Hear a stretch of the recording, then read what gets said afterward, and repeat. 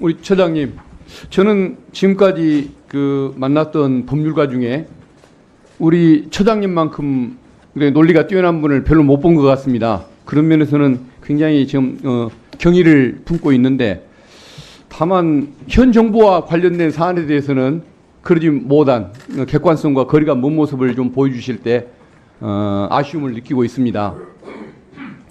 한동훈 장관이 우리 검찰청법 시행령 만들 때 검찰의 직접 수사 범위를 6대 범죄에서 2대 범죄로 줄였음에도 불구하고 등자를 이유로 해가지고 사법질서 저해사범, 위증죄, 무고죄, 도주죄, 증거 은닉죄 이런 걸 포함시켰던 거기에 대해서 찬성하시는 입장입니까?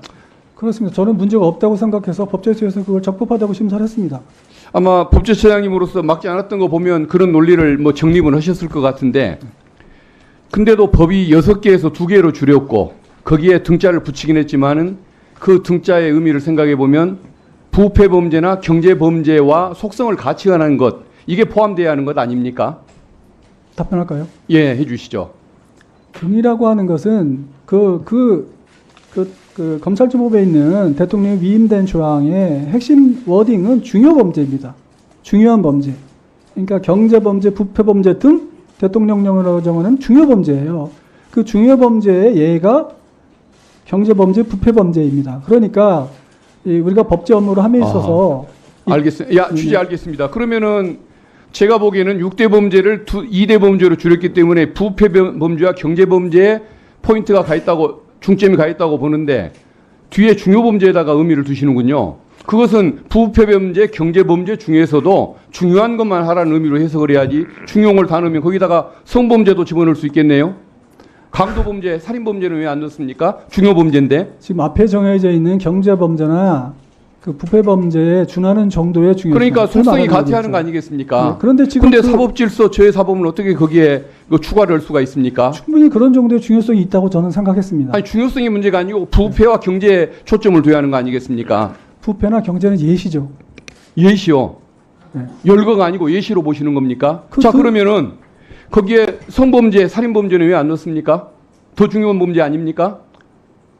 그리고 부패와 그리고 경제범죄로 한정해서 열거적 방법으로 본다고 할지라도 그것은 문제가 있는 것이, 음주운전, 대리비 아끼려고 음주운전하는 거 아닙니까?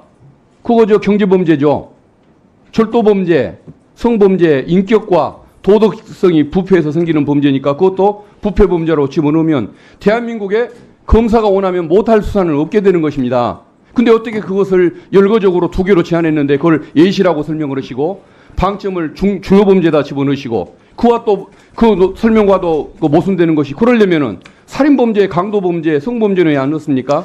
그것은 검사들이 폼이 안 나는 범죄이기 때문에 안 넣어버린 거 아니겠습니까? 이런 식으로 검찰이 자의적으로 검찰과 법무부를 위해서 또 대통령의 어떤 희망사항을 반영해서 만든 내용이 있을 때는 법제처에서 이것을 막아줬어야 할 것 같은데 오히려 이렇게 옹호까지 하시는 것은 이해를 못하겠습니다.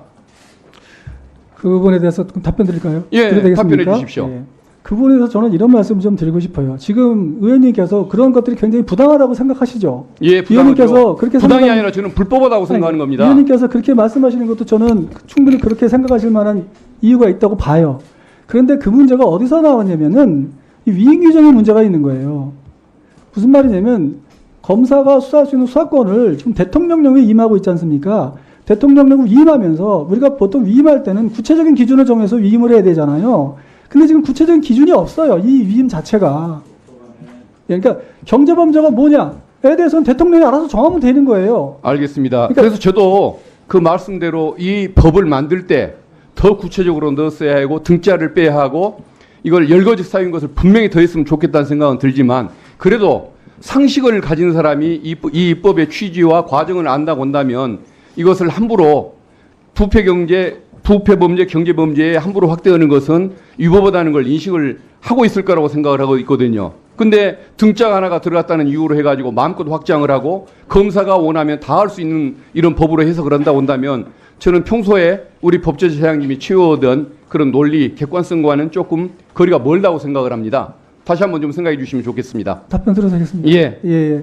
그렇기 때문에 적어도 법무부에서 지금 추가로 정한 그 위증부고죄 같은 경우에는 사법시설을 저해하는 범죄이기 때문에 그 정도는 이 안에 들어갈 수 있다고 저도 봤고, 그렇기 때문에 법무부에서도 그 개정령을 만들면서 지금 의원님께서 우려하시는 대로 그렇게 마음대로 막 늘리지는 않았지 않습니까?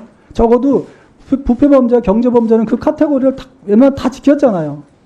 그러니까 어쨌든 저는 그렇게 생각을 하고요.